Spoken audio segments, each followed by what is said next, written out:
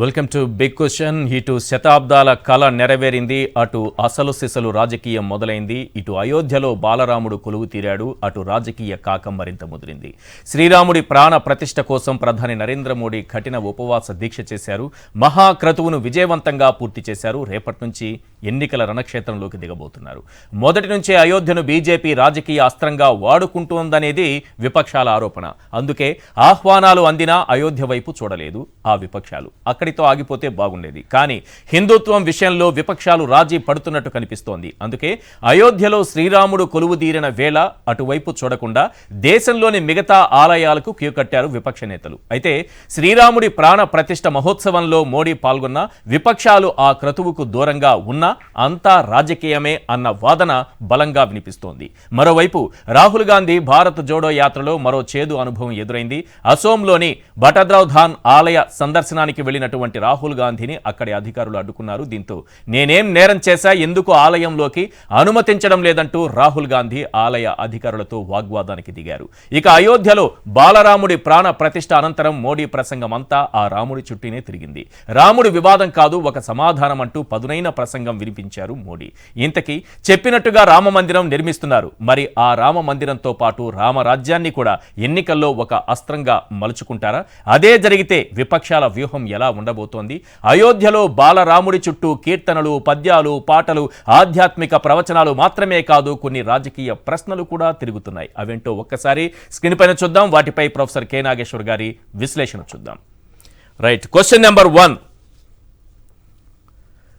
రామమందిర నిర్మాణం రానున్న సార్వత్రిక ఎన్నికల్లో బీజేపీకి రామబాణం అవుతుందా? Question number 2. అయినను పోయి రావలే అయోధ్యకు అని విపక్షాలు ఎందుకు అనుకోలేదు? Question number 3. బాలరాముడి ప్రాణ ప్రతిష్టతో రాజకీయంగా ప్రధాని మోడీ ఇమేజ్ పెరిగిందా? Question number 4. రామనామమా మోడీ మంత్రమా? అయోధ్యలో మార్మోగింది ఏంటి? Question number 5. రామమందిర నిర్మాణంతో ప్రశస్తికెక్కింది హైందవమా, కాషాయ రాజకీయమా? Question number 6. అయోధ్యకు వచ్చేది లేదంటూనే మిగతా దేవాలయాల చుట్టూ విపక్షాల ప్రదక్షిణలు ఎందుకు? Question number 7. బీజేపీ హిందుత్వ ఎజెండా విపక్షాన్ని కన్ఫ్యూజన్లో పడేసిందా? ఇండియా కూటమి అందుకే రాజీ పడుతోందా? Question number 8. ప్రతిపక్షాలు కూడా రామనామంలో తడుస్తుంటే బీజేపీకి మాత్రమే రాముడు పరిమితమవుతాడా? Question number 9. దీక్షతో మోడీ దక్షిణాది ఆలయాల సందర్శన సౌత్లో బీజేపీ బలాన్ని పెంచుతుందా? Question number 10. రామమందిరం మాత్రమే కాదు, రామరాజ్యాన్ని కూడా మోడీ రాజకీయ అస్త్రంగా మలుచుకోగలరా? ఈ 10 ప్రశ్నలపైన ప్రొఫెసర్ కె నాగేశ్వర్ గారి విశ్లేషణ చూద్దాం. మన స్టూడియోలో ఉన్నారు. Good evening sir. సార్, మొదటి ప్రశ్న, రామమందిర నిర్మాణం రానున్న సార్వత్రిక ఎన్నికల్లో బీజేపీకి రామబాణం అవుతుందా? ఎందుకంటే ఈరోజు చూసాం ఎంత గొప్పగా కార్యక్రమం జరిగిందో. దేశం మొత్తం కూడా ఒక రామనామంలో మునిగిపోయినటువంటి పరిస్థితి కనిపిస్తోంది. రామనామ జపంలో మునిగిపోయింది. అంటే రామ మందిరం అనేది మొదటి నుంచి కూడా బీజేపీ దృష్టిలో ఒక పొలిటికల్ ప్రాజెక్ట్. దాన్ని ఏం బీజేపీ వాళ్ళు ఏనాడు కాదనలేదు, ఇప్పుడు కూడా కాదన్నారు. ఎందుకంటే ఇవాళ కూడా మోడీ ప్రసంగంలోనూ ఆర్ఎస్ఎస్ చీఫ్ ప్రసంగంలోనూ మనకు చెప్పింది 500 ఏళ్ల కళ సాకారమైంది. 500 ఏళ్ళ తర్వాత రామచంద్రుడు తన స్థానానికి తాను చేరుకోగలిగాడు అన్నారు. కానీ బీజేపీ పుట్టి 40 ఏళ్ళైంది. బీజేపీ పుట్టి 40 ఏళ్ళైనా బీజేపీ ఐడియాలజికల్ పార్టీగా అంతకు ముందు కూడా ఉంది భారతీయ జనసంఘ. ఆర్ఎస్ఎస్ ఇంకా స్వాతంత్రానికి ముందు నుంచి ఉంది. 1990 కన్నా ముందు ఎప్పుడైనా ఆర్ఎస్ఎస్ కానీ బీజేపీ కానీ రామ మందిరం అనేది ఒక ప్రధాన ఎజెండాగా రాజకీయం బీజేపీ చేసిందా? 1977లో అధికారంలో కూడా ఉన్నారు బీజేపీ జనతా పార్టీలో భాగంగా. 1980స్లో కూడా బీజేపీ ఫామ్ అయింది. అంతకుముందు జనసంఘ్ ఉన్నది. మీరు ఎక్కడైనా హైదరాబాద్లో రామ మందిరం కొరకు ధర్నా చూసారా? 1990 కన్నా ముందు. అంటే 500 ఏళ్ళ కళ మరి 1990 కన్నా ముందు ఎందుకు బీజేపీకి లేదు? 84లో రెండు సీట్లకే బీజేపీ పరిమితమైన తర్వాత కదా ఇది మొదలైంది. అంటే క్లియర్గా ఇదే టెంపుల్ అనేది రాముని చింతనలో జరిగిన కన్నా రాజకీయ చింతనలో జరిగింది అనేది నిజం. అందువల్ల ఇప్పుడు కూడా 2024 ఎన్నికలకు ముందు ఇది ఎందుకు చేస్తున్నారు? మీకు సహజంగా రాముల వారి పండుగ రామనవమి ఉంది. మనకు రామనవమి ఉండగా జనవరి 22 ముహూర్తం ప్రత్యేకంగా ఎందుకు పెట్టారు? చాలా గొప్ప ముహూర్తం అంటున్నారు కదా, రామనవమి మించిన ముహూర్తం ఉంటుంది? గొప్ప ముహూర్తమే, అనుమానమే లేదు. చాలా గొప్ప ముహూర్తం, ఒక గొప్ప పండితుడు పెట్టిన ముహూర్తం, దాంట్లో మనకేం భిన్నాభిప్రాయం లేదు. కానీ రామనవమిని మించిన ముహూర్తం ఇంకేమైనా ఉంటుందా? ఉండదు. ఇప్పుడు మనకు గృహప్రవేశాలు ఉంటాయి, దసరా రోజు చేసుకోవటానికి అసలు ముహూర్తాలు చూడరు. ఎందుకంటే దసరా రోజు ఇక ముహూర్తమే, మీరు దసరా రోజు ఏది చేసుకోవాలనుకున్నా ప్రత్యేకంగా ముహూర్తాలు చూడరు. రామనవమిని మించిన రామకార్య ముహూర్తం ఉంటుంది, అలా చెప్పండి ఏదన్నా. ఎందుకంటే అది బాలరాముడి ప్రతిష్టాపన కదా, మరి రామనవమి మించింది ఇంకేముంటుంది చెప్పండి? మంచి ముహూర్తం ముందు మరో మంచి ముహూర్తాన్ని తీసుకొచ్చి పెట్టారు. ఏదన్నా కానీ రామనవమి ముహూర్తంలో మీరు ఆ ముహూర్తాన్ని తీసుకొచ్చి నేను ఈ ముహూర్తాన్ని ప్రశ్నించడం లేదు, గొప్ప ముహూర్తం అనుమానమే లేదు. కానీ రామనవమిని మించిన ముహూర్తం ఏది ఉండదు రామకార్యానికి, అనుమానం లేదు కదా. అదైతే మరి రామనవమి కాకుండా జనవరి 22 ఎందుకు ముహూర్తం పెట్టాల్సి వచ్చింది? కారణం రామనవమి ఎన్నికలు అయిపోతాయి లేదా ఎన్నికల మధ్యలో వస్తాయి, అంటే ఎన్నికలకు ముందు ఉపయోగపడదు. ఇంతకంటే వేరే రీజన్ నాకు చెప్పండి ఒకటి. రామనవమి ఉండగా ఈ ప్రత్యేక ముహూర్తాన్ని ఎందుకు పెట్టారో ఏ పండితుడు అని చెప్పాడా? రామనవమి ముహూర్తం పనిచేయదని ఎవరైనా చెప్పారా? చెప్పలేదు కదా. ఇక 2, అసలు దేవాలయం పూర్తి కాలేదు, అసంపూర్తిగా ఉంది, అందరూ తెలుసు కదా. మరి అసంపూర్తిగా ఉన్న దేవాలయాన్ని ప్రారంభించవచ్చా? ఇది నేను అడిగిన ప్రశ్న కాదు, పూజ్య శంకరాచార్యుల వాళ్ళు అడిగిన ప్రశ్న. సో అంటే అసంపూర్తిగా ఉన్న ఆలయాన్ని ఇప్పుడే ఎందుకు ప్రారంభించారు? అందరికీ తెలుసు దీనికి కారణం 2024 ఎన్నికలు. సో అందువల్ల ఇది ఎన్నికల కొరకు పెట్టారు, ఇందులో అనుమానమే లేదు, బీజేపీ ఆశ్చర్యం కూడా లేదు, బీజేపీ వాడుకుంటుంది కూడా. ఎందుకంటే బీజేపీ రామ మందిరం కొరకు ఉద్యమం నడిపింది, రామ మందిరం కొరకు రాజకీయం నడిపిన 3 దశాబ్దాల అనంతరం సుప్రీంకోర్టు తీర్పు అనుకూలంగా వచ్చి నరేంద్ర మోడీ ప్రధానమంత్రిగా ఉన్న సమయంలో ఎన్నికలకు ముందు రామ మందిర నిర్మాణాన్ని రాజకీయంగా బీజేపీ వాడుకోదు అనుకుంటే ఆశ్చర్యపడాలి. ఇట్ ఇస్ ఆబ్వియస్ కదా, వాడుకుంటుంది. దానికి కౌంటర్ నరేటివ్ ఏం చేస్తారన్నది మనం చర్చించవచ్చు, ఆపోజిషన్ ఏం చేయలేదు ఏం చేసిందని. కానీ బీజేపీ ఇప్పుడు కూడా 2024 ఎన్నికలకు వాడుకుంటుంది, అనుమానమే లేదు. అయితే అది ఎంతవరకు పనిచేస్తుంది? లా ఆఫ్ డిమినిషింగ్ రిటర్న్స్ అంటారు ఎకనామిక్స్లో ఒక సూత్రం. అంటే ఒక అంశము పదే పదే చెబితే దాని ప్రభావం రోజు రోజుకు తగ్గిపోతుంది. మీరు ఏదైనా చూడండి, ఒక గీజర్ ఆన్ చేసి స్నానానికి వెళ్తారు, మీరు ఆ వాటర్ వాడుతూ ఉంటారు, కొంతసేపటికి ఏమవుతుంది? వాటర్ చల్లగైతుంది. మీరు గమనించండి, ప్రకృతి ధర్మం అది. సో ఒక మందు వాడుతూ ఉండండి, కొన్ని రోజులకు ఏమవుతుంది? ఆ మందు పనిచేయదు. యాంటీబయాటిక్ మీరు వాడుతూ ఉండండి, ఆ డోస్ పనిచేయదుగా. అంటే హ్యూమన్ స్వభావం, అంటే నేచర్, నేను చెప్తున్న ప్రకృతిది. దీని నుంచే ఎకనామిక్స్ ప్రిన్సిపల్ వచ్చేది law of diminishing returns, that applies even in politics. So అందువల్ల టెంపుల్ పాలిటిక్స్ కు లిమిట్స్ ఉన్నాయా? ఉన్నాయి అనడానికి మోహన్ భగవత్ స్టేట్మెంటే కారణం. ఆయన ఏమన్నాడు? అయోధ్య, కాశీ, మథుర ఈ 3 కాకుండా ప్రతి మసీదులోనూ శివలింగం కొరకు వెతకాల్సిన అవసరం లేదు. ఇది ఎవరు? మోహన్ భగవత్ అన్నది. బండి సంజయ్ అనొచ్చు, అన్ని మసీదులు దవ్వండి, శివం వస్తే మాకు, శివం వస్తే మీకే. కానీ ఆర్ఎస్ఎస్ చీఫ్ అనలేదు. అందువల్ల ఈ knows the limits of politics and RSS sarsanghchalak వేలాది మంది స్వయం సేవకుల ఫీడ్బ్యాక్ ఉంటుంది ఆయనకు. అందువల్ల లిమిట్స్ ఆఫ్ టెంపుల్ పాలిటిక్స్ ఉంటుంది. ఇంకొక ముఖ్యమైనది ఏంటంటే ఈ temple politics before mandir, after mandir తేడా ఉంటుంది. Before supreme court judgement, after supreme court judgement కూడా తేడా ఉంటుంది. బిఫోర్ మందిర్ కన్స్ట్రక్షన్ అదొక డివిసివ్ ఇష్యూ, అంటే సుప్రీంకోర్టు తీర్పు కన్నా ముందు అదొక డివిసివ్ ఇష్యూ. అంటే రామ మందిరం కట్టాలా కట్టకూడదా, ఇంకా ముందుకు పోతే బాబ్రీ మసీదు కూల్చి కట్టడం కరెక్టా కాదా, ఇవన్నీ జరిగింది కదా. సో అది అప్పుడు హిందూ వర్సెస్ ముస్లిం ఇష్యూ, ఒక మతపరమైన వివాదపరమైన ఇష్యూ. కానీ ఇలా వివాదం లేదే. ఇవాళ అయోధ్యలో రామ మందిరం కట్టవద్దని ఎవరన్నా అన్నారా? లేదు. రామ మందిర నిర్మాణ ఘట్టాన్ని రాజకీయ ఘట్టంగా మారుస్తున్నాం గనక మేము వెళ్ళడం లేదన్నారు. కానీ అయోధ్యలో రామ మందిరం కట్టకూడదని ఇప్పుడు ఎవ్వరూ అనడం లేదు. ఇవాళ ఏ ఒక్క ముస్లిం సంస్థ అయినా ఒక 1000 మంది ప్రదర్శన చేశారు, ఎక్కడన్నా చేయలే కదా. మీరు కనబడాలి, చూపెట్టండి. అంటే అర్థం ఏంటి? ఎవరన్నా నిరసన తెలిపారా రామ మందిర నిర్మాణానికి వ్యతిరేకంగా? ఎక్కడ ధర్నా జరిగిందా? ఎక్కడ రాస్తారోక జరిగిందా? లేదు. మరి ఎందుకు జరగలేదు అంటే it is no longer a divisive issue. అంటే ఒక విభజన వివాద ఇష్యూగా ఉన్నప్పుడు బీజేపీకి ఉపయోగపడ్డది. ఒక్కసారి అది వివాద ఇష్యూగా లేనప్పుడు ఉపయోగపడదు. ఇదే కాదు ఎనీ సెంటిమెంట్. తెలంగాణ వాదం 2014లో ఉపయోగపడ్డది, 23లో ఎందుకు ఉపయోగపడలే? ఇప్పుడు రామబాణం కాదంటారా ఇది? అంటే అయ్యేతానికి ప్రయత్నం జరుగుతుంది, కానీ అది ఒక్కటే బీజేపీని గెలిపిస్తుందని బీజేపీ కూడా అనుకోవడం లేదు. అందుకే new India, Modi projection of Modi, అన్నిటికీ మించి ప్రతిపక్షాలకున్న బలహీనత. ఈ ఎన్నికల్లో గతంలో ఉన్నంత ఎంతూజియాస్టిక్గా మోడీకి ఓటు వేయాలని బీజేపీ కూడా తెలుసు, కానీ హెల్స్ ఎవరికి ఓటేయాలి? బీజేపీ పట్ల ఆ ఉత్సాహం ఉండకపోవచ్చు, కానీ ఎవరి పట్ల ఉత్సాహం ఉండాలి? ప్రతిపక్షాలు ఒక కౌంటర్ నెరేటివ్ నిర్మించడంలో ఫెయిల్ కావడం వల్ల TINA factor, there is no alternative. ఈ ఫ్యాక్టర్ ఇవాళ బీజేపీకి ఉపయోగంగా ఉండొచ్చు. అందువల్ల టెంపుల్ పాలిటిక్స్ ఉపయోగపడదని అనడలేదు, ఎందుకంటే ఇది కేవలం రామమందిర నిర్మాణమే కాదు. ఆ అక్షంతలు పట్టుకొని ప్రతి వాడవాడ, గ్రామ ఇంటింటికి వెళ్ళడము, ప్రతి ఇంట్లోనూ, ప్రతి గ్రామంలోనూ, ప్రతి చోట రామజ్యోతి వెలిగించే కార్యక్రమాలు చేయడము, పొలిటికల్ హిందూ, రిలీజియస్ హిందూను పూర్తిగా మిక్స్ చేయడం. సో ఇవాళ ఏది రిలీజియస్ హిందూ, ఎవరు రిలీజియస్ హిందూ, ఎవరు పొలిటికల్ హిందూ తెలియదు. సో ఇవాళ నేను ఇక్కడికి వస్తున్న సమయంలో కూడా మా కమ్యూనిటీలో కూడా ఈ రామునికి పూజ జరుగుతుంది. అందులో ఉన్న వాళ్ళంతా బీజేపీ ఓటర్లు గారు.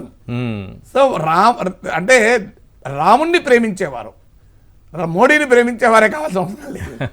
సో అందువల్ల అది గమనించే బీజేపీ తెలివిగా రామ మందిరాన్ని రాముని పేరిట కార్యక్రమం చేస్తూ దాన్ని తెలివిగా రాజకీయ సమీకరణకు పొలిటికల్ హిందూ, రిలీజియస్ హిందూ రెండింటినీ మిక్స్ చేసి రాజకీయం చేసే ప్రయత్నం బీజేపీ చేస్తుంది. ఎంత మేరకు సక్సెస్ అవుతుంది అనేది దేర్ ఆర్ లిమిట్స్ ఉంటాయంటున్నాను తప్ప పూర్తిగా దానికి ఆ పవర్ ఉండదు అని నేను అనలేదు.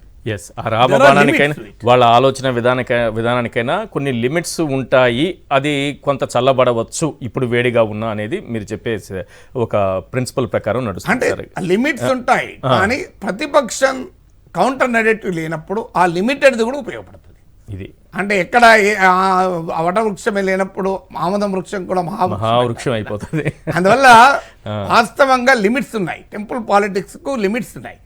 కానీ ప్రతిపక్షం సమర్థవంతమైన నరేటివ్ను చెప్పలేకపోవడం వల్ల ఆ లిమిటెడ్ బెనిఫిట్స్ కూడా ఎక్కువగా ఉండొచ్చు కూడా బీజేపీకి. So we have to really wait and see. ఏ టెంపుల్ పాలిటిక్స్ లిమిట్స్ ఉంటాయనడానికి కర్ణాటక ఎలక్షన్స్ ఉదాహరణ. కర్ణాటకలో సమర్థవంతంగా టెంపుల్ పాలిటిక్స్ నడిపారు, రిలీజియస్ పాలిటిక్స్ నడిపారు. పొలిటికల్ హిందూ, రిలీజియస్ హిందూని మిక్స్ చేసి పెద్ద ఎత్తున హిజబ్ పైన, టిప్పు సుల్తాన్ పైన అనేక అంశాలు కలిపారు. ఏం జరిగింది? కర్ణాటకలో ప్రజలు ఓడించారా లేదా? తెలంగాణలో పెద్ద ఎత్తున నడిపారు, ఏమైంది? ప్రజలు తెలంగాణలో ఓటు వేయలేదు కదా. అంటే లిమిట్స్ ఆఫ్ టెంపుల్ పాలిటిక్స్ కు ఉంటుంది. ఎక్కడ దానికి క్రెడిబుల్ ఆల్టర్నేటివ్ ప్రతిపక్షం నుంచి ఉన్న చోట ఉంటుంది, లేని చోట లిమిట్ ఆ టెంపుల్ పాలిటిక్స్ ప్రభావం చూపుతాయి. ముఖ్యంగా ఇప్పుడు హిందీ హార్ట్ ల్యాండ్లో నీకు ఆ ప్రభావం కనబడుతుంది కదా. అందువల్ల టెంపుల్ పాలిటిక్స్ తోనే బీజేపీ గెలుస్తుంది అని చెప్పలేము. కానీ ప్రతిపక్షాల బలమైన ప్రత్యామ్నాయ ఎజెండా టెంపుల్ పాలిటిక్స్ కు లేనప్పుడు, మోడీ పాలిటిక్స్ కు లేనప్పుడు అది బహుశా బీజేపీకి ఎక్కువగా ఉపయోగపడే అవకాశం ఉంటుంది. రైట్, దానికి చాలా లింక్ ఉన్నది సార్ మీరు చెప్పిన అంశానికి సంబంధించి. అయినను పోయి రావాలి అయోధ్యకు, ఈ పదం మీరు ఇచ్చారు, దీని క్వశ్చన్ నేను ఫ్రేమ్ చేశాను అని విపక్షాలు ఎందుకు అనుకోలేదు? ఈ పాయింట్ మీరు చెప్పినటువంటి ఈ లిమిట్స్ అనే పాయింట్ని పట్టుకోలేకపోయాయా? అంటే అది ఆ పరిస్థితి క్రియేట్ చేసింది. అయినను పోయి రావాలని అయోధ్యకు అనుకునేవారు, దగ్గరగా పోయారు కూడా. ఉత్తరప్రదేశ్ కాంగ్రెస్ నాయకులు సరయూ నదిలో స్నానాలు చేస్తూ మీడియాకు ఫోటోలు ఇస్తున్నారు. సరైన దాకా పోయారు, అయినను పోయి రావాలని సరయూ నదికి అన్నారు కదా. కర్ణాటకలో కాంగ్రెస్ పార్టీ కార్యకర్తలు కొన్ని వేల దేవాలయాలు పూజలు చేస్తున్నారు, అయినను పోయి రావాలని రామాలయానికి అని అనుకున్నారా లేదా? సో కానీ సమస్య ఎక్కడ వస్తుందంటే అయోధ్యకు పోవడం పైన, ఈ రోజు ఈ క్షణం పోవడం పైన, ఈ క్షణం పోవడం పైన. సో అయోధ్యకు పోవడం పైన సమస్య ఏంటి అంటే, పోకపోతే రామ భక్తులు కారు, పోతే చూడు మీకు చూపెడతాం దివ్యమైన భవ్యమైన రామ మందిరం. అంటే ఇంగ్లీష్లో క్యాచ్ 22 సిచ్యువేషన్ అంటారు, ముందు నెయ్యి వెనక గొయ్యి. సో బీజేపీ ఆ రకమైనటువంటి పరిస్థితికి ప్రతిపక్షాన్ని నెట్టివేసింది. అందువల్ల ప్రతిపక్షానికి ఇంకో ఆప్షన్ లేకుండా చేసింది. అయోధ్యకు పోతే మోడీ చుట్టూ, ఆర్ఎస్ఎస్ చుట్టూ, బీజేపీ చుట్టూ జరుగుతున్న ఈ కార్యక్రమానికి ఒక ప్యాసివ్ స్పెక్టేటర్గా, ఒక మూగ ప్రేక్షకుడిగా ప్రతిపక్షం నిలబడాలి. అంటే నరేంద్ర మోడీ ట్రింఫలిజాన్ని చూస్తూ వాళ్ళు నిలబడాలి. అది ఇంకా సమస్య కదా. చూసి నిలబడిన రాముడి ఆశీస్సులు అయితే లభిస్తాయి కదా సార్? రాముడి ఆశీస్సులు లభిస్తాయి అన్న గ్యారంటీ లేదు, ఎందుకంటే రాముడి కన్నా ఎక్కువ రాజకీయం కనిపిస్తుంది. సో అందువల్ల వీళ్ళకంటే ముందు మోడీ ఉన్నారు కాబట్టి, మోడీ ఉన్నారు, ఆయనే హారతి ఇచ్చారు కాబట్టి. హారతి ఇచ్చారు ఆయనే. లోపల ఎవరున్నారు? అక్కడ Yogi Adityanath, Uttar Pradesh governor, RSS Sarsanghchalak, trust chairman. So అందువల్ల అక్కడ ఉన్నదంతా రాజకీయాలతో సంబంధం ఉన్న వాళ్ళే. సో అందువల్ల ఒకవైపు అది బీజేపీ రాజకీయ బల ప్రదర్శన, రాముల వారి పట్ల భక్తి ప్రదర్శన, రెండింటిని మిక్స్ చేసి బీజేపీ ఈ ఈవెంట్ మేనేజ్మెంట్ చేసినప్పుడు ప్రతిపక్షానికి ఇంకో మార్గం ఎక్కడ వేశారు. కానీ ప్రతిపక్షం ఇవాళ ఎందుకు ఈ ఎంబరాస్మెంట్ వస్తోంది మీరు అడిగిన అయ్యేను పోయి రావాలంటే, తాము ఎందుకు పోలేదో ప్రజలకు చెప్పడంలో ప్రతిపక్షం విఫలమైంది. సో ప్రతిపక్షం తాము ఎందుకు దూరంగా ఉండాల్సి వచ్చింది, దీనికి కారకులు ఎవరో అని ప్రజలకు చెప్పలేకపోయింది. ఇవాళే కాదు, 2019లో సుప్రీంకోర్టు తీర్పు వచ్చినప్పటి నుంచి మనకు తెలిసి జరగబోతోంది ఎన్నడో ఒక రోజని. 2024 ఎన్నికలకు ముందు జరుగుతుందని కూడా తెలుసు. నేను ఇప్పుడు కాదు, 2 ఏళ్ల కింద నా వీడియోలో చూడండి, జనవరి 2024లో రామ మందిర ప్రారంభం ఉంటుంది అని చెప్పాను.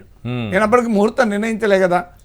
నేను కాదు కదా, ఎప్పుడు ముహూర్తాలు పెట్టింది కూడా లేదు కదా, ముహూర్తం చూసుకుని ఏ పని చేసింది లేదు కదా. అంటే సౌహృదయంతో చేసింది మించిన ముహూర్తం లేదని నేను నమ్మేవాడిని. సో అందువల్ల మన మనసులో మంచి పని ఉంటే అదే మంచి ముహూర్తం. ఇప్పుడు వాడిని మర్డర్ చేస్తానికి ముహూర్తం పెట్టాడు అనుకోండి, అది ఏ ముహూర్తం పెట్టిన ఉపయోగం మీద మర్డర్ చేస్తాను పెడితే. అందువల్ల మన హృదయం నిర్మలమైనప్పుడు ప్రతి ముహూర్తము మంచి ముహూర్తం, ప్రతి క్షణము మంచి ముహూర్తమే నా నమ్మకం. సో అంటే ఇక్కడ 2019లో సుప్రీంకోర్టు తీర్పు వచ్చి రామ మందిరానికి భూమి పూజ జరిగి నిర్మాణం జరుగుతుంది అని తెలిసి 2024 ఎన్నికలకు ముందుంటుందని తెలిసి ఇంతకాలం ప్రతిపక్షం ఏం చేసింది? What is the campaign? ఇవాళ బీజేపీ ఒక పెద్ద ట్రాప్ వేసింది. సో మిమ్మల్ని కూడా పిలుస్తున్నాం అంటే రామ మందిరానికి అడ్డుపడ్డారు, రామ మందిర నిర్మాణాన్ని వ్యతిరేకించారు. ఇంకా బీజేపీ భాషలో చెప్పాలంటే అసలు రాముడు దేవుడే కాదని మీరు అన్నారు. ఇన్ని అభాండాలు ఆరోపణలు ప్రతిపక్షం పైన చేసి అయినను మీరు రావాలను అయోధ్యకు అన్నారు. వచ్చి మా వైభవాన్ని చూడండి అన్నారు, వచ్చి మా రాజకీయ వైభవాన్ని చూడండి అన్నారు. సో ఏం చేయాలి మరి ప్రతిపక్షం? దానికి పొరపాటు ఎక్కడ జరిగిందంటే 2019 నుంచి అసలు రామ మందిరము రాజకీయమా మతమా అంటే political Hindu, religious Hindu, spiritual Hindu, religious Hindu, communal Hindu, constitutional Hindu, ఈ వీటి మధ్య ఉన్న తేడాను ప్రజలకు వివరించలేకపోయారు. మెజారిటీ హిందువులు కాన్స్టిట్యూషనల్ హిందూ, ఎందుకంటే హిందూ మతమే చెప్పేది ధర్మాన్ని పాటించండి. ధర్మం అంటే ఏంటి? రాజ్యాంగమే. ధర్మం వేరే కాదు, రాజ్యాంగ ధర్మమే ధర్మం. సో ధర్మాన్ని పాటించండి అని చెప్పింది, మతాన్ని పాటించమని చెప్పలే ఎక్కడ. ధర్మానికి దైవానికి ఘర్షణ వస్తే ధర్మమే నిలుస్తుంది అని చెప్పింది హిందూ మతం. అందువల్ల ఈ తేడా బీజేపీ ఏమో తెలివిగా political Hindu, religious Hindu mix చేసింది. రిలీజియస్ హిందూ స్పిరిచువల్ హిందూను మిక్స్ చేసింది. రిలీజియస్ హిందూలో సెరమనీస్ ఉంటాయి, స్పిరిచువల్ హిందూలో ఎసెన్స్ ఉంటుంది.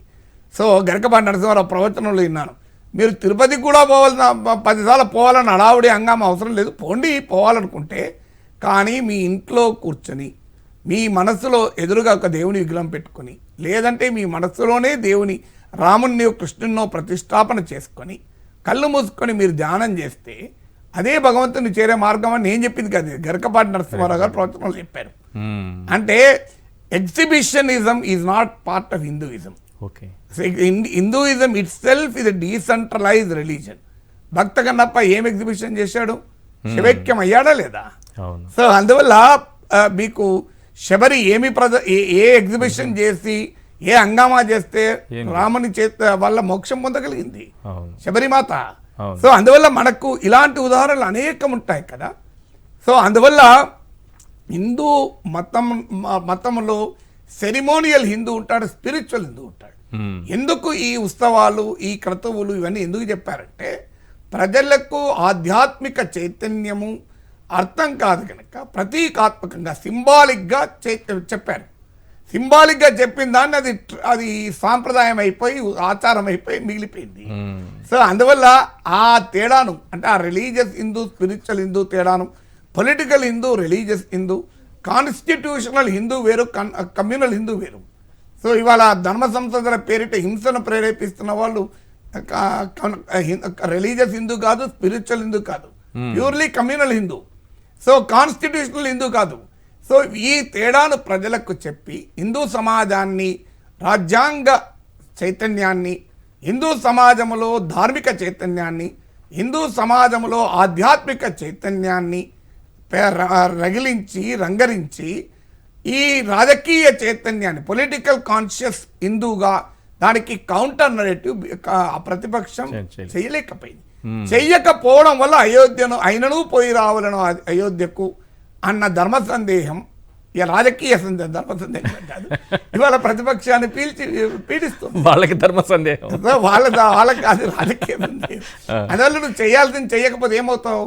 ఇప్పుడు ఎగ్జామ్కు ప్రిపేర్ కావు, క్లాసులో సరిగా పోవు, ఏడాది తర్వాత పరీక్షలు వస్తాయి. అప్పుడు నీకు పరీక్షలు హాజరు కావాలా లేదా నా సందేహం ఉంటుందా ఉండదా?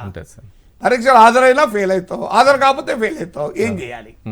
ఇప్పుడు అయినను పోయి రావాలని అయోధ్య కన్నా సందేహానికి కారణం ఇన్నేళ్ళుగా ప్రతిపక్షం చేయలేకపోయింది. మీకు ఒక్క ఉదాహరణ చెప్తాను. ఇవాళ రాజ్యాంగం గురించి ప్రతిపక్షం మాట్లాడుతుంది. మీరు ఎందుకు పోలేదు అంటే రిలీజియన్ ఇది పర్సనల్ మ్యాటర్, ఇది రాజ్యాంగం చెప్పింది, ఆ మతం వ్యక్తిగతమైంది. రెండోది ఏం చెప్తున్నారు? మతము రాజ్యము వేరు వేరు, ఈ రెండింటిని మిక్స్ చేస్తున్నారు అని. కానీ మన దేశంలో బీజేపీ ఒక్కటే చేసింది ఈ పని. Religion is not purely private. మన రిలీజన్ ఈజ్ పబ్లిక్. టెంపుల్కి వెళ్తాం, పబ్లిక్ కదా, అది పండుగ జరుపుకుంటాం, పబ్లిక్ కదా, పబ్లిక్గా. అందువల్ల ఈ ప్రైవేట్ అని చెప్పినంత మాత్రాన ప్రజలు అంగీకరిస్తారా?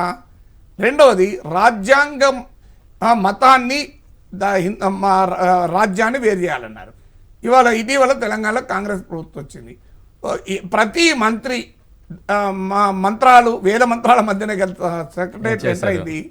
మరి మతము రాజ్యము వేరు అని నువ్వు అయోధ్య పోవడానికి కాంగ్రెస్ కారణం చెప్తూ వేద మంత్రాలతో మధ్య నువ్వు సెక్రటరీ ఎంటర్ అయితే మరి ప్రజలు ఏమనుకోవాలి? రాజ్యం మతం ఒకటి అనుకోవాలా, వేరు అనుకోవాలా? అంటే సచివాలయంలో వేద ఎంటర్ అయ్యడానికి మతము రాజ్యము కలుస్తుంది, అయోధ్యలో మతం కలవదా? అందువల్ల ఈ రకమైన రాజీ వల్ల ప్రతిపక్షం క్రెడిబుల్ నరేటివ్ లేకపోయింది. పోనీ ఈ ఇన్నేళ్ల రామమందిర ఉద్యమం జరుగుతుంది కదా, ఎన్నడన్నా ఒక్క పార్టీ అయినా రాజ్యాంగపరమైన చైతన్యాన్ని ప్రజలకు కల్పించేటువంటి ప్రయత్నం చేసిందా? మీరు ఆంధ్రప్రదేశ్లో చేయలేదంటే అక్కడ బీజేపీ పెద్ద ఛాలెంజర్ కాదు కనుక వదిలేశారు. తెలంగాణలో కాంగ్రెస్కు, బీఆర్ఎస్కు బీజేపీ ఛాలెంజర్ కదా. మరి బీజేపీ రాజకీయాన్ని ఎదుర్కోవటానికి స్పిరిచువల్ హిందూయిజం ఏం చెప్తోంది, కాన్స్టిట్యూషన్ ఏం చెప్తోంది అని ప్రజలకు చైతన్యం కలిగించే ఒక్క ప్రయత్నమైనా కాంగ్రెస్ బీఆర్ఎస్ చేసిందా? నేను సవితాంద్రెడ్డికి ఏడాది కింద ఒక ఉపాధ్యాయుల కాన్ఫరెన్స్లో పెడితే, అమ్మ ఒక పని చేయండి, మీరు విద్యాశాఖ మంత్రి, కాలేజీలు స్కూళ్ళు వెళ్ళి అసలు రాజ్యాంగ విలువలు ఏంటి అని చెప్పండి. ఇవాళ చెప్తున్నారు కదా అయోధ్యకు పోకపోవడానికి రాజ్యాంగం వల్లిస్తున్నారు కదా. ఇది ప్రజలకు ముందే చెప్పుంటే ఇవాళ ప్రజలు దాన్ని రాజ్యాంగ కోణంలో చూసేవాళ్ళు. కానీ నువ్వు ఆ చైతన్యాన్ని ఇప్పించి అన్ని కాలేజీలో పెట్టండి అంటే మంచి ఆలోచన సార్, నేను సీఎం గారికి చెప్పి మళ్ళీ మీకు కాంటాక్ట్ చేస్తున్నాడు. తర్వాత ఎవరు చేయలేదు ఇంతవరకు. అసలు పోనీయండి, రాజ్యాంగాన్ని పరమైన అంశాల్లో సెక్యులరిజాన్ని ఐడియాలజికల్గా కాన్స్టిట్యూషనల్గా విశ్వసించే కమ్యూనిస్టులు చేశారా? నాకు తెలుసు సిపిఎం 136 సంఘాలతో రాజ్యాంగ హక్కుల పరిరక్షణ వేదిక కానీ ఓ 3-4 ఏళ్ల కింద శాంతాసిన్హా నాయకత్వంలో ఒక మీటింగ్ పెట్టారు. ఇంతవరకు మళ్ళీ పెట్టలే. ఒకటే మీటింగ్, అంటే ఫార్మేషన్ మీటింగ్, తర్వాత మళ్ళీ మీటింగ్ లేదు. అంటే మరి ఇవి ఎవరు మరి రాజ్యాంగ చైతన్యాన్ని మీరు ప్రజలకు కల్పించకుండా ఇవాళ రాజ్యాంగ కోణం నుంచి అయోధ్య ఈవెంట్ను చూడండి అంటే ప్రజలు ఎందుకు చూస్తారండి? నువ్వు ఏం చెప్పావు? రాజ్యాంగం ఎవరికైనా చెప్పినావా? రాజ్యాంగ చైతన్యమే జనంలో కలిగించలేదు కదా, కలిగించలేదు. అందువల్ల బీజేపీకి అప్పర్ హ్యాండ్ వచ్చింది. బీజేపీకి అప్పర్ హ్యాండ్ వచ్చి అపోజిషన్ కన్ఫ్యూజింగ్ గా ఉండటానికి కారణం మీరు ఏ కోణం నుంచి అయితే అయోధ్య ఇవాళ రామ మందిర ప్రాణ ప్రతిష్టను చూడమని చెప్పారు, ఆ కోణంలో చూసే చైతన్యమే కల్పించలేదు కదా. మీరు ఏమి ప్రజలకు చైతన్యం ఇవ్వడంలో విఫలమై ప్రజల్ని బీజేపీ తీసుకెళ్తున్నారు. బీజేపీ తీసుకెళ్ళిపోతే బీజేపీ చేసే పని అది, నువ్వు చేసే పని ఏం చేస్తావు అన్నది పాయింట్ కదా. బీజేపీ ఇంతకన్నా డిఫరెంట్ ఎందుకు చేస్తుంది? అంతే. రైట్. థర్డ్ క్వశ్చన్ సార్, బాలరాముడి ప్రాణ ప్రతిష్టతో రాజకీయంగా ప్రధాని మోడీ ఇమేజ్ పెరిగిందా? పెరగటానికి జరిగిన ప్రయత్నం చూశాం. ఓకే. ఎందుకంటే ఇవాళ లేకపోతే పూరి శంకరాచార్యులు ప్రశ్న అడిగారు. శంకరాచార్యులకు కూడా పరిమితులు ఉంటాయి. నేను శంకర మఠానికి నాయకుడే కావచ్చు, అదినే నాయకత్వం వహించవచ్చు, కానీ ఎక్కడికి వెళ్ళాలి, ఏది భుజించాలి, ఇలా ఏం మాట్లాడాలి అన్నది నాకు కూడా పరిమితులు ఉంటాయి. అలాగే ప్రధానమంత్రికి కూడా పరిమితులు ఉంటాయి. సో ప్రధానమంత్రికి రాజ్యాంగం కొన్ని పరిమితులు కల్పిస్తుంది అని చెప్పాడు. ఇది నేను చెప్పింది కాదు, పూరి శంకరాచార్యుల వారు చెప్పింది. అంటే ఆదిశంకరుని వారసత్వంగా పీఠాధిపతులుగా ఉన్న పెద్దలు చెప్పారు. సో అందువల్ల ఆ విభజన రేఖ ఎక్కడన్నా పాటించారా?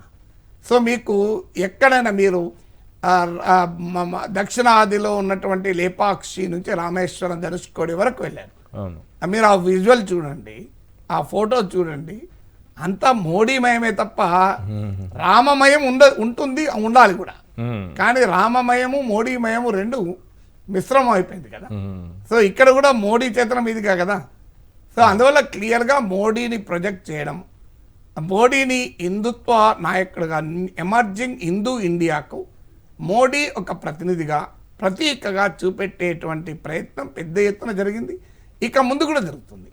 దానికి మోడీకున్న మాట్లాడే చాతుర్యము, ప్రతిపక్షాలు ఒక బలమైన కౌంటర్ నెరేటివ్ చెప్పలేకపోవడము, ఇవన్నీ కూడా కలిసి వస్తున్నాయి. అందువల్ల హిందుత్వ మోడీత్వ పతాక స్థాయిలో కలిసిన సందర్భం ఇది. అందువల్ల హిందుత్వకు ఒక మూమెంట్ ఆఫ్ సెలబ్రేషన్ ఇది. ఎందుకంటే హిందుత్వ పాలిటిక్స్ కల్మినేషన్ కదా ఇది. కానీ అలాగే మోడీకు కూడా ఇది ఒక పీక్ పాయింట్. అయితే సమస్య ఏంటంటే ఇది క్లైమాక్స్గా, ఇది ఇష్యూ లేదు, రేపటి నుంచి ఏమి ఇష్యూ ఉంది. సో అందువల్ల ఈ క్లైమాక్స్కి తర్వాత కూడా దాని రిపుల్ ఎఫెక్ట్స్ ఎంత ఉంటాయి, దాని ప్రకంపనలు ఎంత ఉంటాయి అనేది ఇప్పుడు క్వశ్చన్ మార్క్. కానీ ఖచ్చితంగా మోడీని ప్రొజెక్ట్ చేసే ప్రయత్నం పెద్ద ఎత్తున చేశారు. రాముని సన్నిధులు మోడీ అని, అసలు ఇన్ని రోజులుగా ఉపవాస దీక్ష, సో ఇవన్నీ కూడా ప్రజెంట్ చేశారు. అంటే రిలీజియస్ హిందూ, పొలిటికల్ హిందూ, ఈ రెండింటిని మిక్స్ చేస్తూ ఈ రెండింటికి ఒక సింబల్గా ప్రధానమంత్రిని ప్రజెంట్ చేశారు, మోడీని ప్రజెంట్ చేశారు. సో ఆ ప్రయత్నం అయితే బాగా జరిగింది, దాని ఫలితం ఎలా ఉంటుందనేది చూడాలి. రైట్. ఫోర్త్ క్వశ్చన్ సార్, రామనామమా మోడీ మంత్రమా? అయోధ్యలో మారుమోగింది ఏంటి? రెండు మారుమోగాయి. రెండు. రామనామము మారుమోగింది, అయోధ్యలో మారుమోగింది, దేశమంతా రామనామం మోగింది. అవును. ఆ రామనామంతో పాటు మోడీ నామానికి కూడా బీజేపీ జోడించింది. ఇలా మా దగ్గరికే వచ్చారు అక్షంతలు తీసుకొని. ఏం చెప్పారు? రాముని గురించి కొద్ది మాటలు చెప్పి కాంగ్రెస్ పార్టీ అయోధ్యకు రావడం లేదు, వాళ్ళు రావడం లేదు, ప్రతిపక్షాలు వీళ్ళు రావడం లేదు, వీళ్ళు రామద్రోహులు, ఇవాళ రామ మందిరం సాకారం ఏంటంటే మోడీ వల్ల, మోడీకి ఓటేయండి అని చెప్పారు క్లియర్గా అక్షంతలు తీసుకొచ్చి. సో అక్కడ ఎవరికొవరికి అనుమానం వస్తుంది, ఇది అక్షంతలు రాముల వారి పైన మోడీ పైన వేయాలి, అనుమానం వస్తుందా రాదా? సో ఆగచ్చు కదా కనీసం. ఈ కార్యక్రమం అయినాక రేపు మళ్ళీసారి వచ్చి అయ్యా ఇది రాముల వారి కార్యక్రమం పూర్తయింది, ఇప్పుడు అలాంటి వాళ్ళ దగ్గరకు వస్తే అక్షంతల్ని కళ్ళకు అద్దుకుంటాం, మీలాంటి వాళ్ళ దగ్గరకు వస్తే 4 అక్షంతలు వేసి పంపిస్తారు ఇలా మాట్లాడితే. అంటే రాముల వారి కార్యక్రమానికి, ఎందుకంటే నాకు రాముల వారి పట్ల భక్తి, రాజకీయం మీద భక్తి లేదు, అనురక్తి లేదు. అందువల్ల రాముల వారి పైన భక్తి ఉన్న ఎవరికైనా రామనామాన్ని మోడీ నామాన్ని మిక్స్ చేస్తే అంగీకరిస్తారా? రామనామముతో ఎవరి నామము కలవకూడదు, ఎందుకంటే రామనామం అంత గొప్పది. ఆ రామనామానికి మనము ఎక్కడా వేరే నామాన్ని తగిలించకూడదు, ఎందుకంటే రామనామం యొక్క శబ్ద మహిమ అది అని కదా హిందువులు నమ్మేది. అంటే నారాయణలో ఓం ఉన్న రా అన్న అక్షరము, నమశివాయలో ఉన్న మా అనే అక్షరము అవును. కలిపితే రామనామం వచ్చింది. అందువల్ల నారాయణ మంత్రంలోని రా, మా నమశివాయ మంత్రంలోని మా, ఓం నమ శివాయ అంటాం కదా, అవును. ఈ రెండు కలిపితే రామ. ఎస్. అందువల్ల రామనామానికి ఉన్నటువంటి ఆధ్యాత్మిక మతపరమైన ప్రాశస్త్యం అది. సో అందువల్ల ఆ మంత్రాన్ని ఇంకా దేనితో జోడించినా రామనామాన్ని అపవిత్రం చేయడమే. రామనామంతో ఏది జోడించకూడదు ఇటు, ఎందుకంటే దానికి సమాంతరము లేదు, రామబాణానికి ఎదురు లేదు, రామనామానికి తిరుగులేదు. అందువల్ల ఇంకా ఏది కలవడమైనా కలుషితం చేయడమే. అందువల్ల ఇది అపోజిషన్ చెప్పలేకపోయింది. అపోజిషన్ చెప్పడంలో విఫలమైంది ఎక్కడంటే, అయ్యా రామనామాన్ని ఇతర నామాలతో ఎందుకు కలుపుతున్నారు, రామనామ పవిత్రతను ఎందుకు మీరు కలుషితం చేస్తున్నారు అని ప్రశ్నించిన మాట ఉన్నది. కానీ అది ప్రజల్లోకి ఎంత మేరకు కన్విన్సింగ్గా తీసుకెళ్లారు అనేదే ప్రశ్న కదా. రైట్. ఇక 5th క్వశ్చన్ సార్. రామమందిర నిర్మాణంతో ప్రశస్తికెక్కింది హైందవమా కాషాయ రాజకీయం? హైందవమే అయితే రామనామ విశిష్టత జనంలోకి వెళ్ళాలి. మీరు ఇప్పుడు వాడవాడన గ్రామాన రామాయణ మహాకావ్యం, మీకు రామాయణం యొక్క గొప్పతనం ఏంటంటే చాలామందికి తెలియదు. ఇది భారతదేశంలో వాల్మీకి రామాయణము, తులసీదాస్ రామాయణము అందరికీ తెలుసు, రామచరితమానస్. దాంతోపాటు మనకు తెలుగులో మొల్ల రామాయణం, అవును. అలాగే మీకు తమిళంలో కమ్మన్ రామాయణం, అవును. ఇదే కాదు, మీకు అనేక ఆసియా దేశాల్లో రామాయణాన్ని సాహిత్యంగా, కళగా, నృత్యంగా అనేక రూపాల్లో రామాయణం ఉంది. చైనాలో సహా, చైనా, జపాన్, కొరియా, మంగోలియా, మీకు థాయిలాండ్, ఈవెన్ ముస్లిం మెజారిటీ ఇండోనేషియా, ఈ అన్ని దేశాలు, వియత్నాం, ఈ దేశాలన్నిట్లో కూడా రామాయణము ఏదో రూపంలో, ప్రధానకు ముస్లింలే మెజారిటీ ఉన్న ఇండోనేషియాలో రామాయణాన్ని అక్కడ నృత్య నాటికగా చూపుతారు. మీకు జావా వారి భాష, ఆ భాషలో దీన్ని నృత్య నాటిక చెప్తారు. మీకు ఆశ్చర్యం వేస్తుంది, ఇండోనేషియా ప్రధాన ఎయిర్లైన్స్ పేరు గరుడ ఎయిర్లైన్స్. మీరు ఇప్పటికి గూగుల్లో కొట్టండి వస్తుంది. ఇండోనేషియా ముస్లిం దేశం కదా, గరుడ అంటే దేనికి సింబల్? గరుత్మంతుడు, శ్రీ మహావిష్ణువుకి సింబల్ కదా. అంటే మీకు ఇప్పటికీ కూడా అక్కడ మీకు మహాభారతాన్ని కూడా బ్యాలెడ్గా ప్రదర్శిస్తారు. అంటే ఈ ఆసియా దేశాల కల్చర్లో భాగం రామనామం. ఇప్పుడు జపాన్, చైనా, ఇన్ని దేశాలు, నేను ఒక వీడియో పెట్టాను, రామాయణము ఎన్ని రూపాల్లో ఆసియా అంతటా విస్తరించి ఉన్నది అని ఒక వీడియో పెట్టాను, చూడొచ్చు మీరు. అందులో ఆ పేర్లు నేను ప్రొనౌన్సియేషన్ కూడా చేయలేను, అందువల్ల స్క్రీన్ పైన చూపెట్టాను అది. సో ఆ పేర్లు జపనీస్ భాష, చైనీస్ భాష, థాయిలాండ్ భాష. కానీ ఈ అన్ని దేశాల్లో కూడా Ramayana is a part of folklore, Ramayana is a part of culture. ఇప్పుడు మీకు వియత్నాంలో తోలుబొమ్మలాటలో రామాయణం చూపెడతారు. ఈవెన్ మనకు నరేంద్ర మోడీ లేపాక్షి విజిట్ చేసినప్పుడు కూడా లేపాక్షిలో ఆయనకు తోలుబొమ్మలాట పప్పెట్రీ రూపంలో రామాయణాన్ని ప్రదర్శించారు. మన కల్చర్లో మన తోలుబొమ్మలాట అనేది ఉంది. అవును. అందువల్ల మనకు లేపాక్షిలో నరేంద్ర మోడీ చూపెట్టారు, వేరే కాదు. సో వియత్నాంలో చూపెడతారు.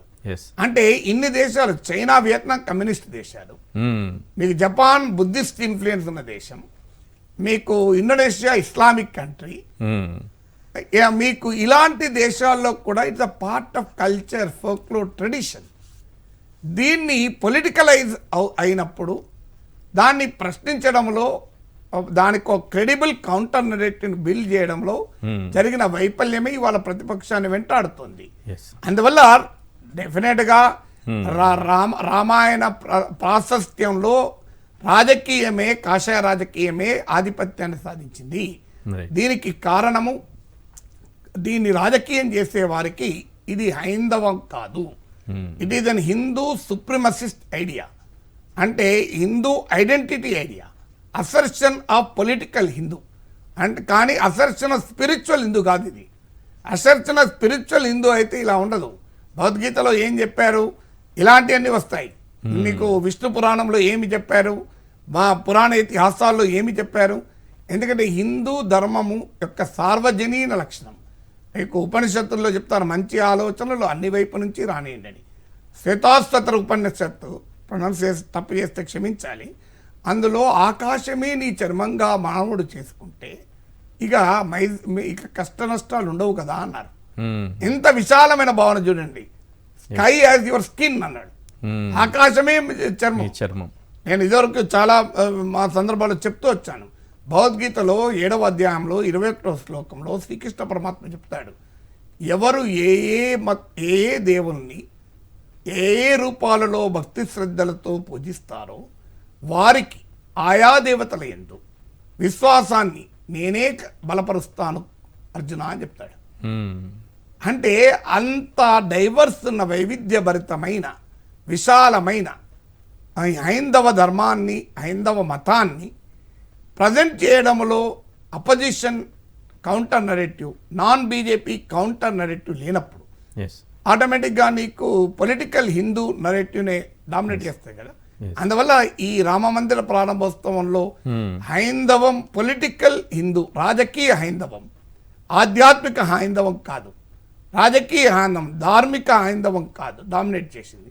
రాజకీయ హైందవం కాషాయ రాజకీయమే కదా. ఎస్, ఇప్పుడు మనం 6th క్వశ్చన్లోకి వెళుతున్నాం. సార్, 6వ ప్రశ్న, అయోధ్యకు వచ్చేది లేదంటూనే మిగతా దేవాలయాల చుట్టూ విపక్షాలు ప్రదక్షిణలు ఎందుకు చేస్తున్నాయి? దీనికి నేను ఇంతకుముందు చెప్పినట్లు ఒక క్రెడిబుల్ ఆల్టర్నేటివ్ ఏంటి అంటే బీజేపీ ఏమో హిందుత్వ పాలిటిక్స్, రాముని రాజకీయాన్ని మిళితం చేసింది. దీనికి ప్రత్యామ్నాయం ఏం చెప్పాలో అర్థం కాని కన్ఫ్యూషన్. సో అందుకే మీరు గమనించండి, మీరు అన్నట్లు కర్ణాటకలో కాంగ్రెస్ ప్రభుత్వం అన్ని ఆలయాల్లో పూజలు చేయమని చెప్పింది. ఉత్తరప్రదేశ్ కాంగ్రెస్ నాయకులు సరయూ నదిలో పవిత్ర స్నానాలు చేస్తున్నారు. మేము అన్ని దేవాలయాలు ఉత్సవాలు జరుపుతామని మా పశ్చిమ బెంగాల్ ముఖ్యమంత్రి చెప్పారు. అరవింద్ కేజ్రీవాల్ సుందరాకాండ పట్టణానికి పిలిపించాడు. రాహుల్ గాంధీ అస్సాంలో న్యాయయాత్రలో భాగంగా దేవాలయ ప్రవేశం చేశాడు. So what are you communicating? అంటే నీకు ఏమి చెప్పాలో అర్థం కాని ఒక కన్ఫ్యూజ్డ్ సిచ్యువేషన్ ఇవాళ జరుగుతుంది కదా. అంటే ఇవాళ బీజేపీ ఏమో ఒకవైపు అయోధ్యలో జరిగిన ఉత్సవాన్ని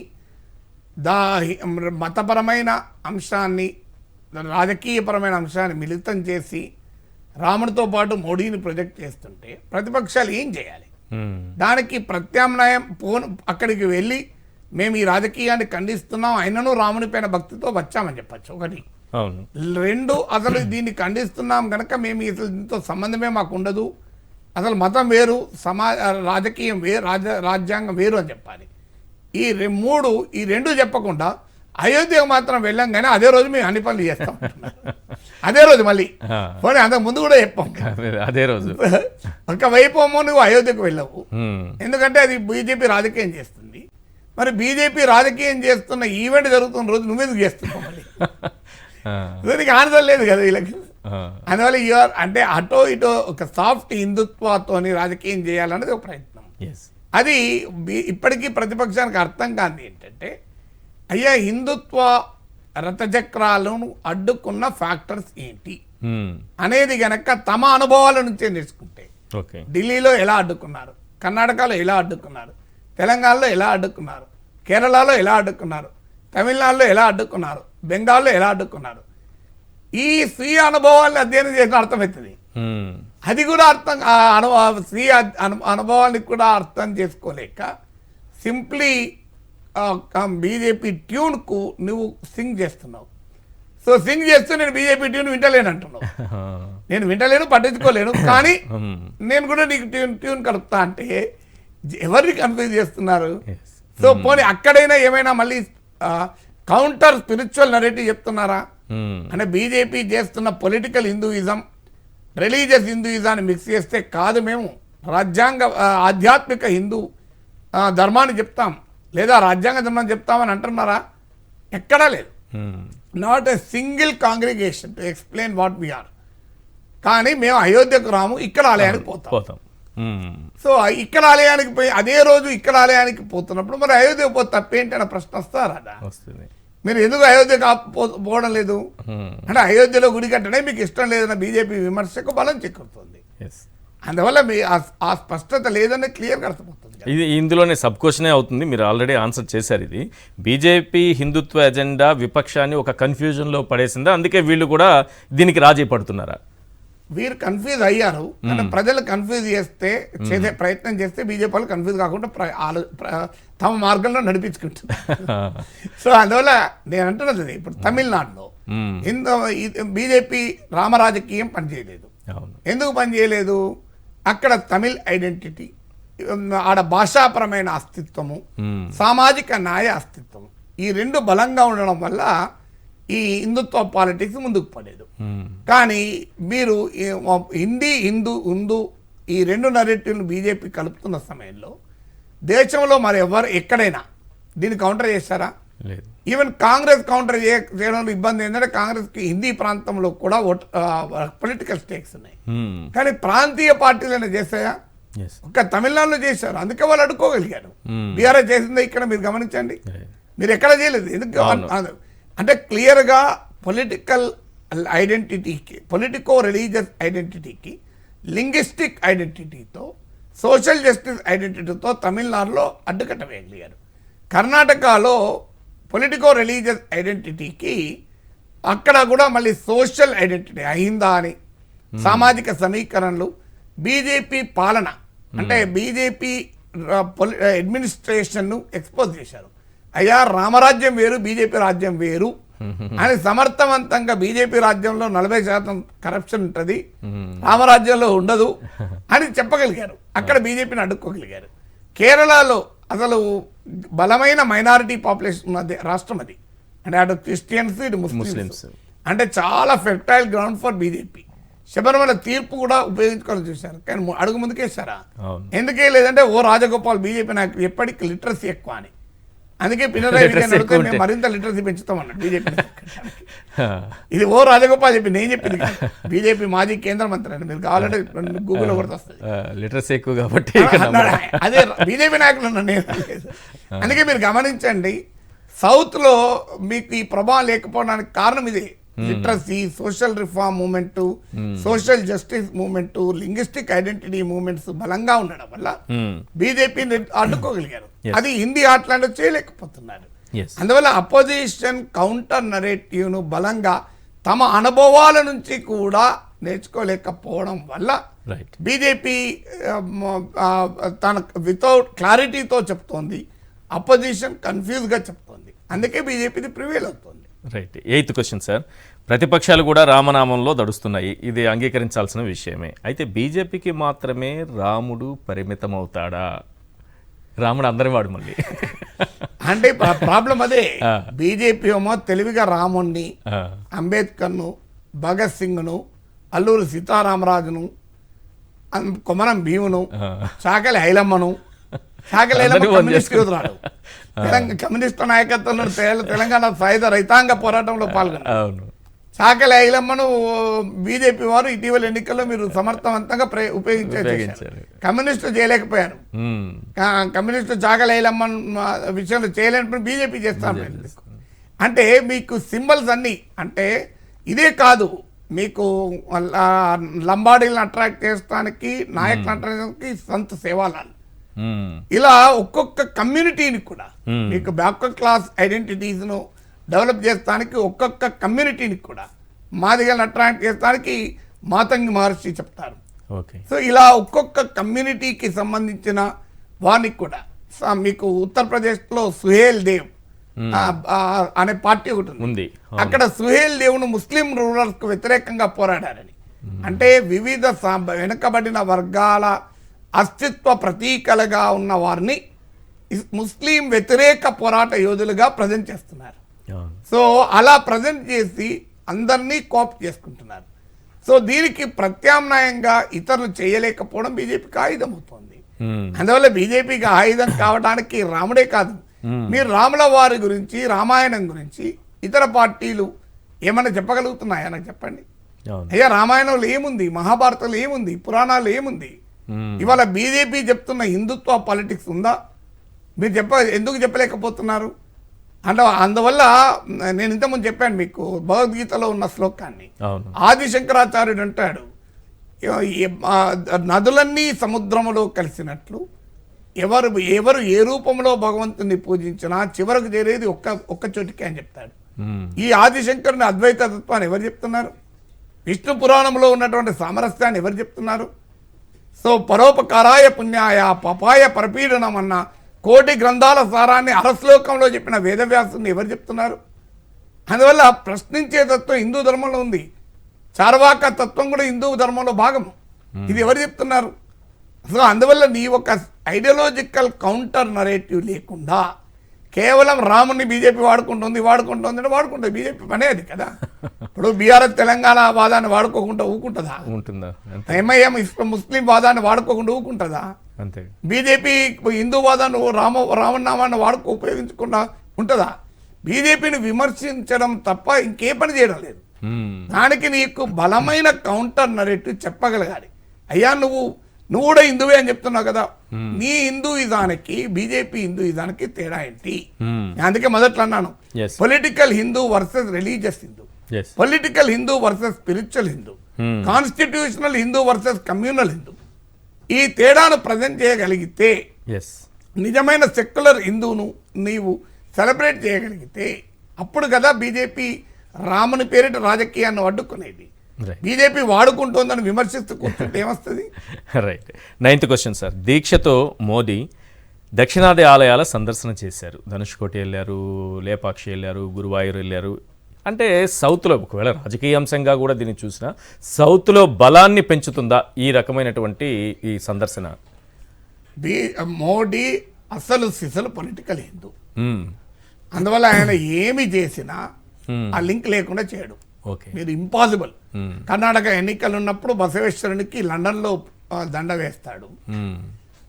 భారతదేశంలో ఎన్నికలు జరుగుతుంటే నేపాల్లో పశుపతినాథ్ టెంపుల్కి వెళ్ళి బయటికి కాషాయ వస్త్రాలతో రుద్రాక్షమాలతో వస్తాడు. 2019 లోక్సభ ఎన్నికలకు ఉత్తరాఖండ్ గోల్లోకి వెళ్ళి తపస్సు చేస్తా అంటాడు. సో ఇప్పుడు కూడా మీరు తెలివిగా రామాయణంతో సంబంధం ఉన్న దేవాలయాలు, లేపాక్షి, జటాయువు పడిపోయిన ప్లేస్ గా అక్కడ నమ్ముతారు. ఇప్పుడు తెలంగాణలో కూడా భద్రాచలం దగ్గర రేకపల్లెం కూడా అలాగే నమ్ముతారు. సో ఇట్లా రామాయణ ప్లేసెస్ కు వివిధ రకాల క్లెయిమ్స్ ఉన్నాయి. హనుమంతుడు ఎక్కడ పుట్టాడన్న చోట కిష్కింద అని కర్ణాటక అంటే అంజనాద్రి అని మనం అంటాం కదా. అలాగే ఇప్పుడు పంచవటి అని మనము భద్రాచలం చెప్తాము, నాసిక్ లో పంచవటి అని వాళ్ళు నమ్ముతారు. అందుకే మీకు మోడీ లేపాక్షికి వెళ్ళాడు, అలాగే మీకు ధనుష్కోడి వెళ్ళాడు రామసేతు దగ్గరికి.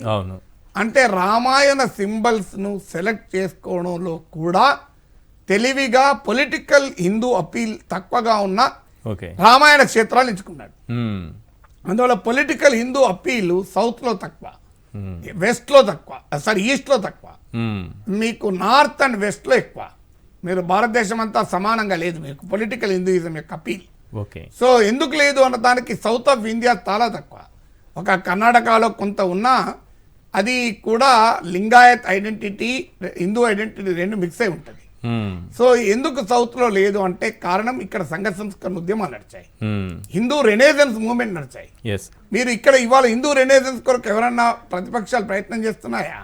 మీకు ఇప్పుడు కేరళలో మీకు శ్రీ నారాయణ గురు, మన తెలుగు వాళ్లకు కందుకూరి వీరేశలింగం పంతులు లాంటి వాళ్ళు, తమిళనాడులో మీకు పెరియార్ రామస్వామి, మీకు జ్యోతిరావు పూలే, ఇలాంటి అనేక అంబేద్కర్.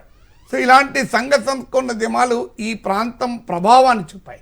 మీకు సౌత్లో కాకపోయినా మహారాష్ట్ర కొంత ఇన్ఫ్లుయెన్స్ మనకు హైదరాబాద్, కర్ణాటక ఈ ప్రాంతంలో ఉంటుంది. మీకు ఈ రకమైన సంఘ సంస్కరణ ఉద్యమాల ప్రభావం ఈ ప్రాంతంలో ఉంది. తర్వాత బలమైన సామాజిక రాజకీయ ఉద్యమాలు ఉన్నాయి. మీకు తెలంగాణ సాయుధ పోరాటం నుంచి తెలంగాణ ఉద్యమం వరకు. సో మీకు ద్రవిడియన్ మూవ్మెంట్ ఇన్ఫ్లుయెన్స్ ఉన్నది. సో ఇక్కడ ఎకనామిక్ గ్రోత్, లిటరసీ లెవెల్స్ ఎక్కువ, అందువల్ల మతం ప్రభావం కంపారిటివ్లీ తక్కువ. సో ఈ అందులో హిందుత్వలో హిందుత్వ కూడా ఉంది. సో హిందుత్వ కలిపి ప్రచారం చేసేటప్పుడు ప్రాంతీయ అస్తిత్వాలు కూడా ఎక్కువ సౌత్ లో. అందువల్ల ఇవన్నీ అక్కడ హిందుత్వకు అడ్డంకిగా ఉన్నాయి కనుక పొలిటికల్ హిందూయిజం అపీల్ కు తక్కువగా ఉన్న దక్షిణాది ప్రాంతాలలో ఉన్న రామాయణ క్షేత్రాల్ని కనెక్ట్ చేస్తూ చాలా తెలివిగా మోడీ ఈ కార్యక్రమం నిర్వహించాడు. ఎస్, చివరి ప్రశ్న సార్, సమయం కూడా చాలా తక్కువగా ఉంది. రామ మందిరం మాత్రమే కాదు, రామరాజ్యాన్ని కూడా మోడీ రాజకీయ అస్త్రంగా మార్చుకునే అవకాశం కనిపిస్తోంది. రామరాజ్యం అంటే ఏంటి, అది కూడా మోడీ చెప్పింది చెప్తా నేను. మీరు లేపాక్షిలో మోడీ మాట్లాడుతూ పత్రికల్లో వచ్చింది. మోడీ లేపాక్షి, మన ఆంధ్రప్రదేశ్లోని లేపాక్షిలో మాట్లాడుతూ అన్నాడు, రామరాజ్య వాసులకు అంటే రామరాజ్యంలో ఉండే ప్రజలకు కొన్ని లక్షణాలు ఉంటాయన్నాడు. ఏంటి ఆయన చెప్పింది, ఒకటి తల ఎత్తుకొని తిరుగుతారు, హెడ్ హై, అంటే ఎక్కడ ఏ రకమైన మౌఢ్యానికి అజ్ఞానానికి లోనుకారు, జ్ఞానం ఉన్నవాడే తలెత్తుకొని తిరుగుతాడు ఎప్పుడైనా. రెండు, ఫైట్ ఫర్ జస్టిస్, ఆయన సంస్కృత శ్లోకాన్ని కోట్ చేశాడు. నాకు సంస్కృతం రాదు కనుక నేను తెలుగులో ఇంగ్లీష్లో చెప్తున్నాను. న్యాయం కొరకు పోరాడతాడు. రెండు. మూడు, ప్రొటెక్ట్, అందరినీ సమానంగా చూస్తాడు. 4, బలహీనుల్ని కాపాడుతాడు. 5, ధర్మానికి అత్యధిక ప్రాధాన్యత ఇస్తాడు. ఈ 5 రామరాజ్య వాసులు చేయాల్సిన పని.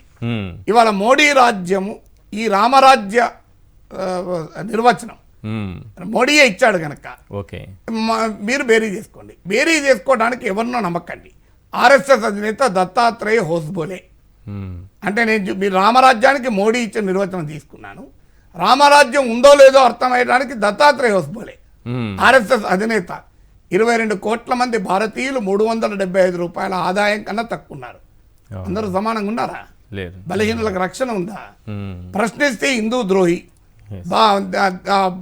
దేశద్రోహి, పాకిస్తాన్ చైనా అంటున్నారు.